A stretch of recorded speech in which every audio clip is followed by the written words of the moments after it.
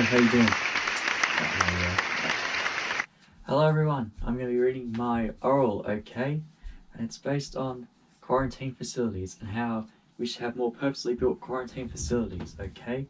During the rest of the pandemic. The COVID-19 pandemic has caused major havoc across the world and has changed the way we live over the last 18 months. While Australia has done fairly well during the pandemic compared to other countries such as India, the UK and the US, it hasn't escaped problems in handling the pandemic. That's caused some major chaos across the country during the last 18 months, particularly in my home state of Victoria. Why have Australia had ongoing problems during this pandemic that have caused a lot of economic and social pain for a lot of Australians, you may ask? Well, the two answers are simply inefficient quarantine facilities, i.e. in like city hotels, and a slow vaccine rollout by the federal government. But in this case, I'm going to talk about the failures of hotel quarantine and how the federal government should have had plans by now to build purposely built quarantine facilities across the country. Why has hotel quarantine failed miserably? The purpose of hotel quarantine is to facilitate returning Australians travelling from overseas in a hotel for 14 days. They quarantine in a hotel for 14 days to stop the spread of the virus because they might be in the incubation period. The incubation period is the time between getting the virus and showing symptoms, and the incubation period generally lasts between 5 to 6 days. Anyways, for the most part, quarantining returning travellers has worked and stopped spreading the virus spreading rapidly into the community and causing catastrophic situations like in the UK or the US. It hasn't stopped the virus completely leaking out of hotel quarantine and causing some major outbreaks that have led to multiple lockdowns across most major Australian cities. Some of the causes of hotel quarantine leaks include shared spaces, inadequate ventilation systems, nebulizers, and other bizarre things causing major outbreaks in several Australian states during the pandemic. Some authors from the Conversation website have teamed up with colleagues from the University of Otago to analyse hotel quarantine data from Australia and attempt all COVID-19 outbreaks and border control failures courtesy of quarantine systems. The study showed that there were 21 failures associated with hotel quarantine between April 2020 and June 2021 in Australia. Precisely, there were 3 in Queensland, 8 in New South Wales, 2 in South Australia, 5 in Victoria, and 3 in WA.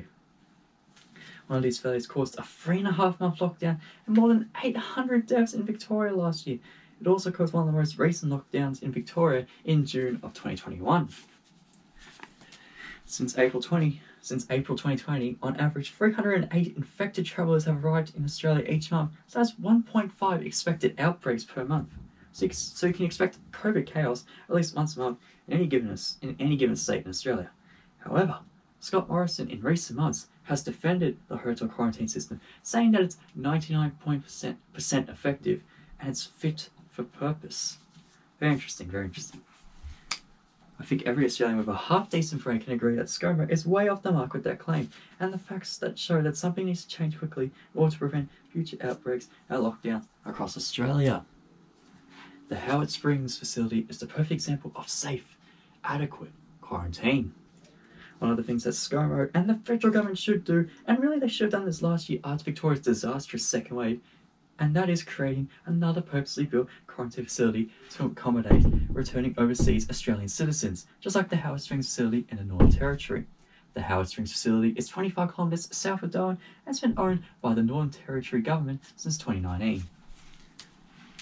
It's been used to quarantine people returning from overseas or COVID hotspots in Australia. Its main difference compared to a hotel in a capital city is that it has outdoor-facing cabins with free-flowing air, meaning returning travellers aren't sharing the same ventilation systems compared to a hotel where it's stuffy, doesn't have free-flowing air, and returning travellers are sharing the same ventilation systems, meaning there's more likely to be a leak of COVID in a hotel compared to a Howard Springs style facility.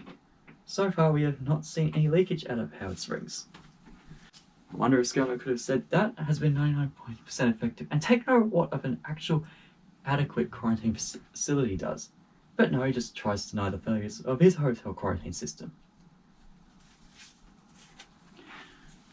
The Victorian government recently announced a project to build a 3,000-bed facility for returning travellers built in Miquelon in Melbourne's north, which actually has support from the federal government, which you know. However, We're 18 months into this pandemic, and this is only the first section of building adequate and safe quarantine facilities. The PM has also written to the Queensland and WA governments respectively about suitable quarantine facilities in those respective states. Maybe you could have written or funded about the project maybe, 8 or 9 nights earlier, ScoMo, when there was already evidence that hotel quarantine wasn't 99% effective. Just saying. What a purposely built quarantine facility will benefit. Anyways, building purposely built quarantine facilities provide a lot of ways for Australia to get out of the pandemic a lot quicker than most other countries.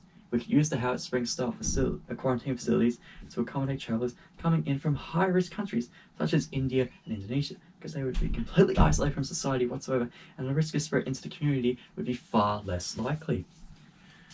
Hotels can still be used, city hotels. I'm not saying I get rid of them entirely because they are still valuable, but they can be used for low-risk countries such as, Singapore, New Zealand, South Korea. Just saying.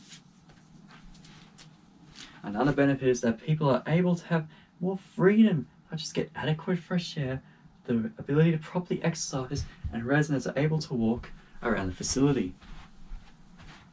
You get none of that in a hotel quarantine. Of course, there'll be safety measures like wearing masks and keeping a safe distance from others when they need to.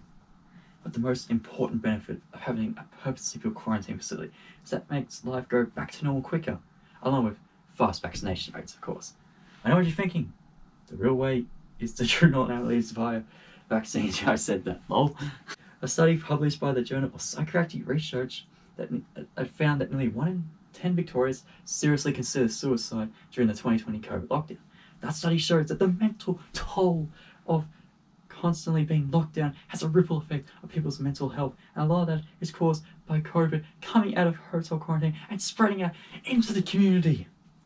A lot of these safer, more isolated quarantine facilities doesn't mean an outbreak is guaranteed, but given what the Howard Springs facility has done so far in this pandemic, it's less likely an outbreak will occur. It means people's stress and anxiety will be eased, knowing that travellers overseas will be in a safer, more isolated place. The negatives.